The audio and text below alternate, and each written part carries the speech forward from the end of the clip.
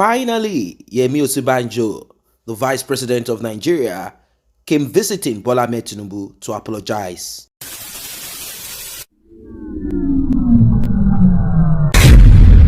Hi everyone, welcome on board to Helper.tv. And yes, I use the word apologize. A lot of people might not buy into this. They might be asking, what do you mean by apologizing?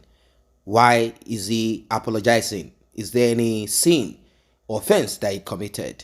Welcome to this platform. If you're just coming across it and you're not a member, kindly tap on the subscription button. And it's very important for you to like and share. This will enable YouTube to forward these videos to more people. Now, let us go back to the topic of the day. As you can see right there, Bola Ahmed Tinubu and Vice President Yemi Osibanjo.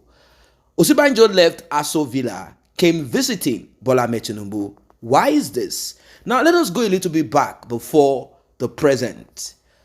Bola Ahmed Tinubu and Yemi Osibanjo used to work together. In fact, Osibanjo worked in his capacity as a professional that he is in what he does for Bola Ahmed Tinubu. Bola Ahmed Tinubu believed or thought that Yemi Osibanjo will not betray him. You'll be wondering how. Well, Bola Ahmed Tinubu has made it clear. He said, Bola Ahmed Tinubu, I handed over Yemi Osibanjo to Buhari as the VP, as a running mate. I was asked to produce two people. I said, no, one is enough. I don't want you to come up with some stories on why you are not taking that person or the other person. And that is what we know. Yemi Osibanjo has not come out to say no. He has not issued a disclaimer. He has not said, no, this is not what happened.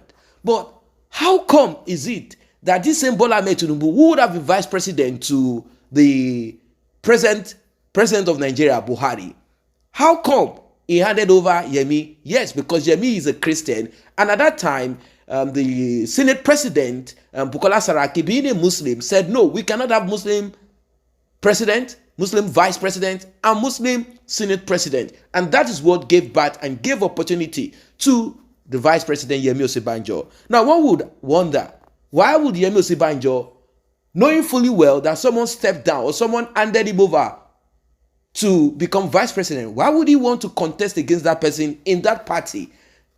Come on. This is the bone of contention. And this is the reason why I said he went to beg to apologize to the APC presidential candidate, Bola Ahmed Tinubu. Now, if Vice President Yemi Osibanjo had won the primaries, we'll be talking of something different now.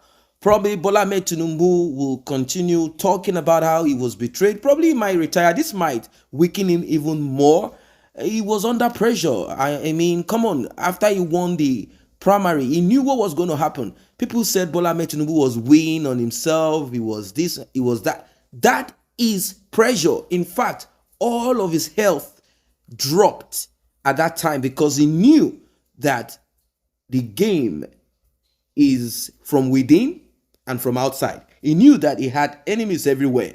That position that he wanted, that coveted position, come on, he knew it, And this enemy, as at then, because Bola Ahmed Tinubu is not like some other people.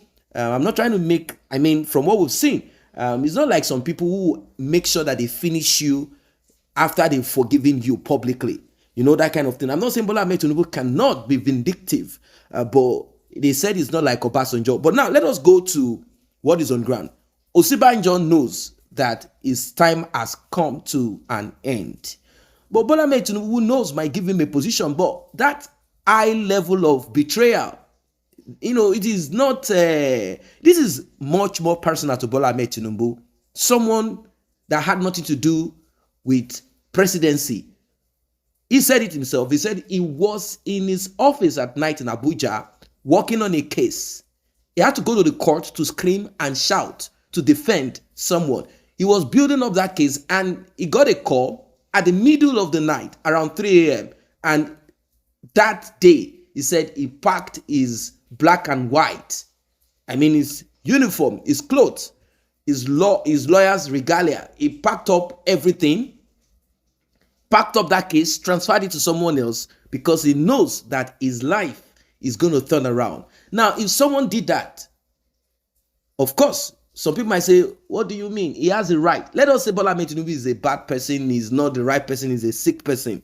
It's very important when we talk about someone that can be trusted, someone who is not a betrayal. You won't want that kind of thing to happen to you. You know what I mean? Doesn't matter how you want to look at it. If Bola Tinubu is not going to be president of Nigeria, whatever is going to happen, this is not something that anybody would want to happen. Like, really? This is someone that I thought he was a pastor. When you have that man of God thing, Christian thing, humble person, he doesn't drink, he doesn't smoke, and you attribute all of that. There is one thing that you would think that the person would not do, betrayal. But unfortunately, that went in a different direction. And eventually, Bola Tinubu went round. He shook ground. He made sure that he won the primary.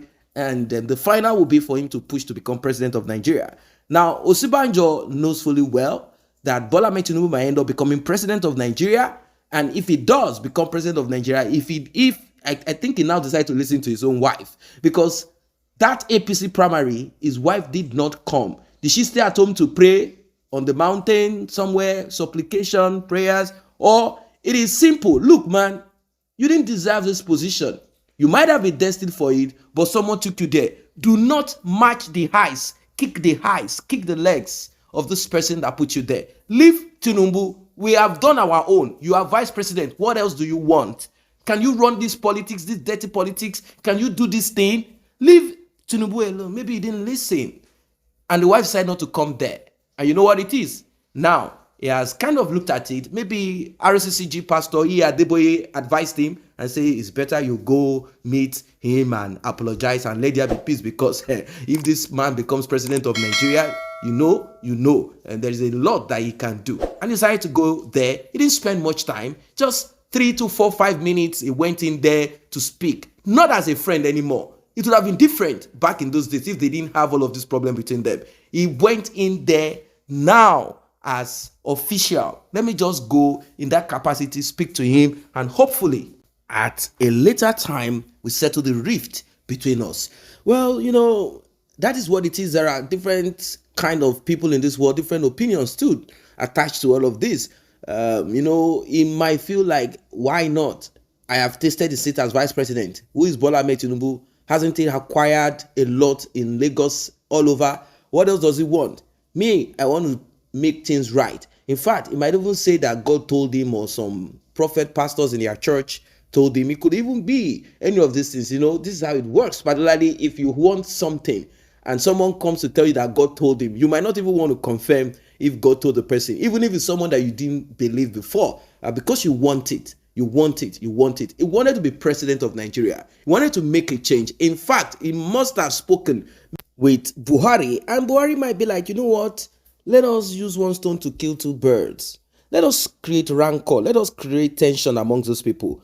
Why don't you try to be president of Nigeria? It could be any of this. We do not know. They said the country was moving fine when Osibanjo took over. That was when Buhari went on his medical, holiday. We know that he can turn things around. He can do good things in Nigeria, but Nigeria is so complex. The problem of Nigeria is so vast. I mean, I think the best way is just to break Nigeria apart and see how everyone can take care of his own cancer in a smaller portion. Like I do say, it's a big cancer that's going to be broken into smaller portions. So guys, this is what it is. This is what we have on our hands right now. Yemi Osibanjo has decided to go visit Bola Tinubu to make peace.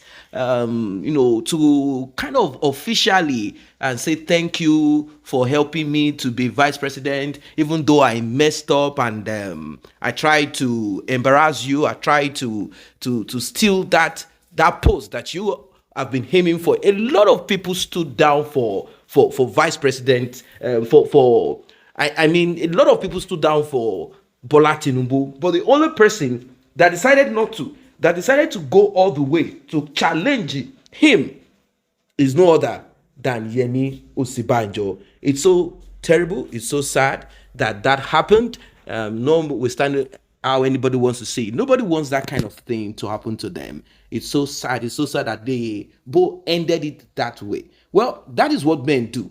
That is what human beings do. Everyone believes that, of course, I have the right to. What gave Bola Ahmed Tinubu the right to think he can be president? After all, something helped him to get to where he got to in life. And me too. I have gotten to the corridor of power. I'm vice president. Why can't I fight for myself? The only thing is that Yemi Osibanjo does not have the guts to fight. If he had the gut, he would have fought it to finish, and he would have been the APC candidate right now. Do not forget to subscribe if you have not done so. Please like, share this video. I say a very big thank you to those who have taken time to subscribe to this channel, and if you're yet to subscribe, kindly tap on that subscription button and also the red bell icon so you will be notified whenever videos such as this are uploaded.